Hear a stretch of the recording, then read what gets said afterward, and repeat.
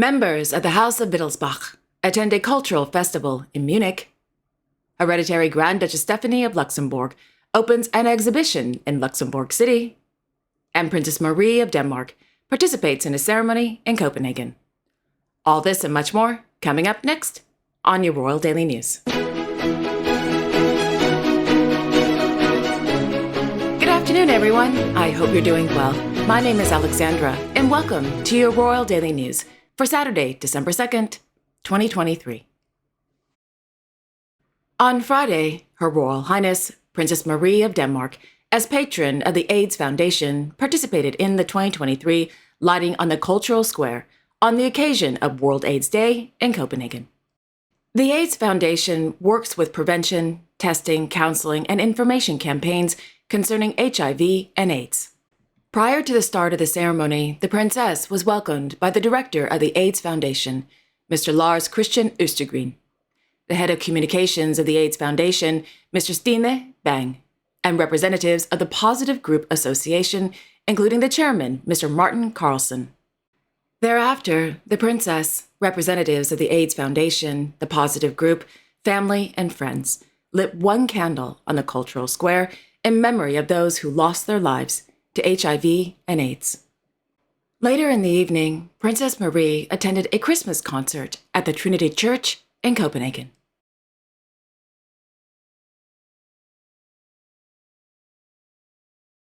On Friday afternoon, Her Royal Highness Princess Benedikte of Denmark attended the 50th anniversary celebrations of the Benedikte Home in Fredensborg.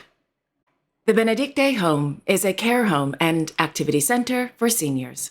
The home features a sensory garden with several sitting areas, an area for feeding small animals and birds, a fountain, rose gardens, and a large courtyard.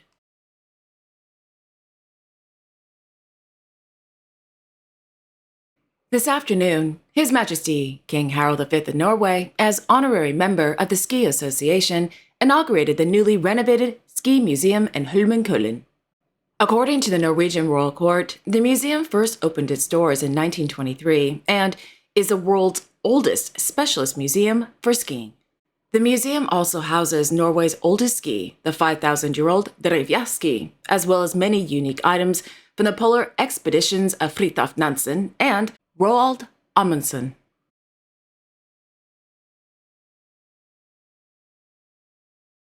On Friday, Their Royal Highnesses, Crown Princess Victoria and Prince Daniela of Sweden, concluded their 3-day official visit to the United Kingdom. The day began with the Crown Princess couple and the Minister of Infrastructure and Housing of Sweden, Mr. Andreas Carlson, visiting Cranfield University in Bedfordshire. While at the university, the trio learned more about the, quote, Swedish-British collaborations between academia and industry in green transition and future transport. The Crown Princess couple also received a demonstration of a digital air traffic control tower. End quote. In the afternoon, the Crown Princess couple attended a luncheon at the Swedish ambassador's residence in London. Guests attending the luncheon included British politicians, as well as representatives from the business and academia sectors. The visit ended with the Crown Princess couple attending a reception with members of the Swedish community living in the United Kingdom at the Church of Sweden.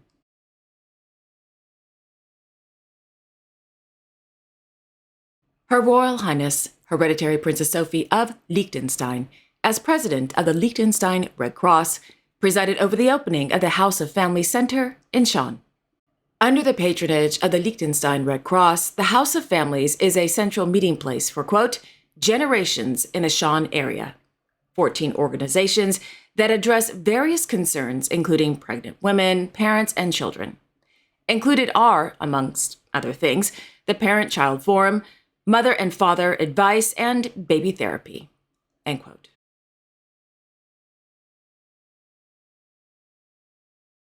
In Dubai, His Serene Highness Hereditary Prince Alois of Liechtenstein, His Royal Highness Grand Duke Henri of Luxembourg, along with 130 heads of state from around the world, attended the opening ceremony of the United Nations Climate Change Conference, commonly known as COP28, at Expo City.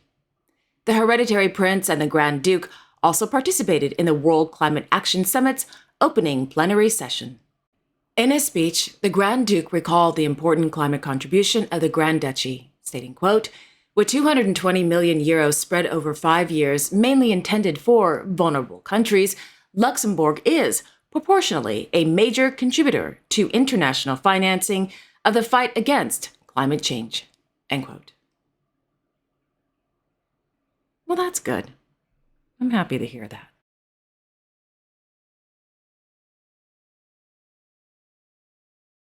On Thursday, Her Royal Highness Hereditary Grand Duchess Stephanie of Luxembourg, as honorary president of the Contemporary Art Museum of Luxembourg, attended the opening of the exhibition entitled A Model, Prelude, by Lebanese-born, San Francisco-based visual artist Mr. Rayan Tabit.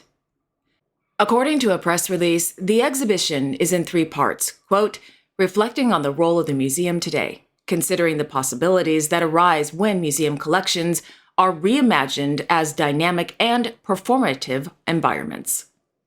A Model Prelude explores the urgency to rethink the institution as an active space, sensitive and receptive to contemporary debates. End quote. Well, that makes total sense. Yeah, I get that. Okay, moving on.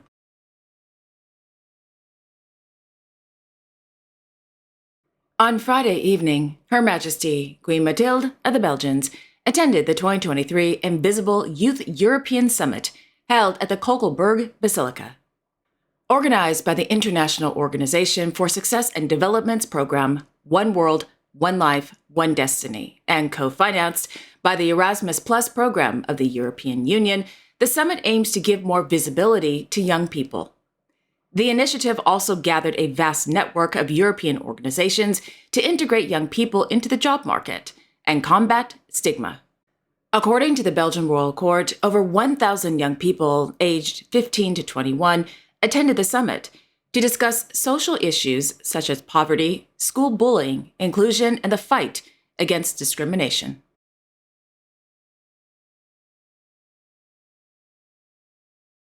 And finally, on Wednesday, His Royal Highness Duke Franz of Bavaria and his longtime partner, Mr. Thomas Greinwald, their Royal Highnesses Prince Ludwig and Princess Sophie Alexandra of Bavaria, Her Serene Highness Princess Gloria von Thurn und Taxis, and His Serene Highness Prince Albert von Thurn und Taxis attended the 37th Jewish Cultural Days held at the Gasteig Cultural Center in Munich. Held under the theme, The Language of Culture Connects, the 37th Jewish Cultural Days, quote, provides insights into the diversity and richness of Jewish culture and tradition. The cultural festival sends a firm message of solidarity and tolerance against racism and anti-Semitism in Munich society, end quote.